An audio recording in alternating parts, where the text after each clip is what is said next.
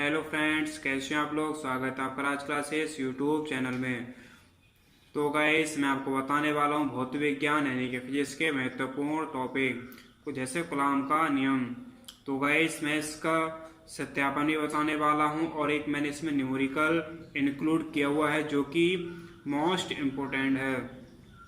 तो आप इस वीडियो को थोड़ा सा भी मिस मत कीजिए और अंत तक देखते रहिए। अगर आपने हमारे चैनल को सब्सक्राइब नहीं किया है तो आप हमारे चैनल को सब्सक्राइब कर लें।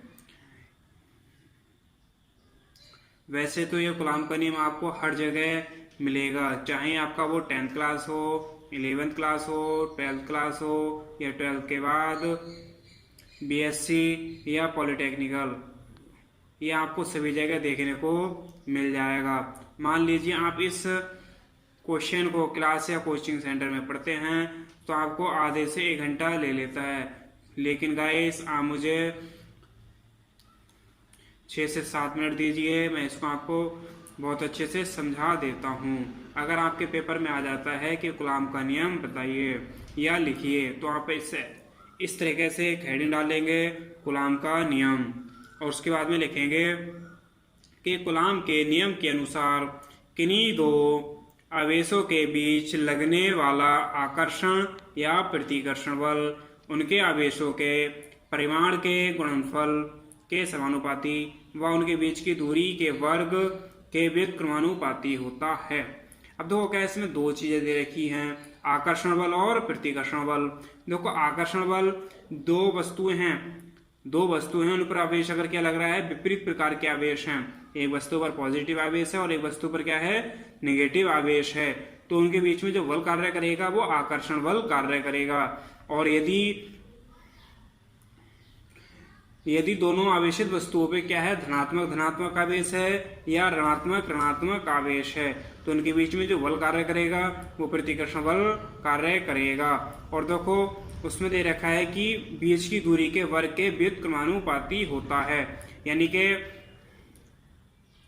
जितनी दूरी अधिक होगी, यानी कि दोनों वस्तुओं की या दोनों आवेशित वस्तुओं की बीच की दूरी जितनी अधिक होगी उनके बीच में लगने वाला बल उतना ही कम होगा, और जितनी दूरी कम होगी उनके बीच लगने वाला बल उतना ही अधिक होगा। तो मैं आपको सत्यापन भी बताता हूँ। तो वो क्या है, सत्यापन करेंगे तो यहाँ पे तो एक लाइन छोड़ करके हेडिंग डाल लेंगे सत्यापन हेडिंग डालने के बाद में फिर यहाँ पे लिख लेंगे यदि दो बिंदुओं को जगह क्या ले सकते हैं, वस्तुएं भी लिख सकते हैं, का आवेश Q1 तथा Q2 हो तथा उनके बीच की दूरी R हो, तब उन पर लगने वाला आकर्षण व प्रतिकर्षण बल क्या होगा। तो देखो क्या है, हमने ये फिगर बना लिया है, ये हमने आकृति बना ली है, जिसको ये बिंदु मान लिया है, यह Q1 आवेश है, यहाँ पे Q2 आवेश जो कि एक दूसरे से R दूरी पर स्थित है। अब देखो क्या है, पहले क्या था कि उनके आवेशों के गुणनफल के समानुपाती, यानी कि Q1 गुणा Q2 समानुपाती किसके होगा, F के। इसको हमने समीकरण नंबर 1 मान लिया है। उसके बाद में देखो क्या है, बीच की दूरी के वर्ग के व्युत्क्रमानुपाती, यानी कि F समानुपाती 1/r², इसको हम समीकरण नंबर 2 मान लेंगे। उसके बाद में लिखेंगे समीकरण 1 व 2 को हल करने पर, समीकरण 1 व 2 को हल करने पर, अब देखो समीकरण 1 व 2 को जब हल करेंगे तो F समानुपाती Q1 Q2/r² आ जाएगा। अब देखो क्या है, जब हम समानुपाती का चिन्ह डालते हैं तो एक नियतांक आ जाता है जिसको हम क्या लिखते हैं, K लिखते हैं, ठीक है। अब क्या हो जाएगा, F बराबर K Q1 Q2/r², F बराबर K Q1 Q2/r², जहाँ K एक समानुपाती नियतांक है जिसका मान 9.0 × 10⁹ न्यूटन मीटर स्क्वायर पर कूलॉम स्क्वायर होता है। किन्हीं दो वस्तुओं के बीच लगने वाला आकर्षण बल ज्ञात कीजिए यदि उनके बीच की दूरी 3 मीटर तथा आवेश क्रमशः 10 कूलॉम व 30 कूलॉम हो तथा उन पर कैसा आवेश है ये भी बताइए। तो देखो क्या है, हम हल करेंगे, हल करने के बाद में लिखेंगे R बराबर 3 मीटर, Q1 का मान कितना दे रखा है, 10 कूलॉम दे रखा है, तो Q1 बराबर क्या लिख लेंगे हम, 10 कूलॉम लिख लेंगे। उसके बाद में देखो क्या है, Q2 का मान कितना दे रखा है, 30 कूलॉम, तो Q2 का मान कितना लिख लेंगे हम, 30 कूलॉम लिख लेंगे। उसके बाद में कूलॉम के नियम से,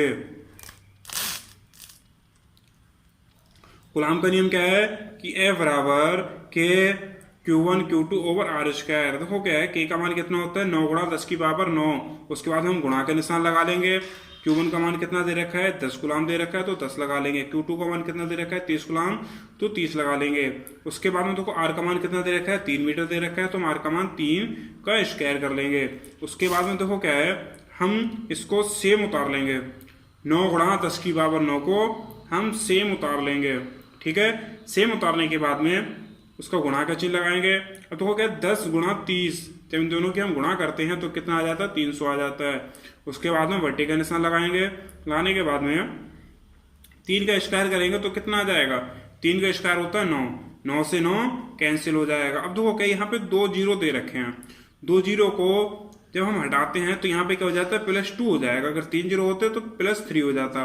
अब देखो क्या यहाँ पे आ जाएगा 3 गुणा 10 की पावर 9 + 2 कितने होते हैं 11, यानी कि 3 गुणा 10 की पावर 11 न्यूटन। यानी कि बराबर क्या हो जाएगा, जो हमारा 1 लग रहा है उनके बीच में वो 3 गुणा 10 की पावर 11 न्यूटन लग रहा है।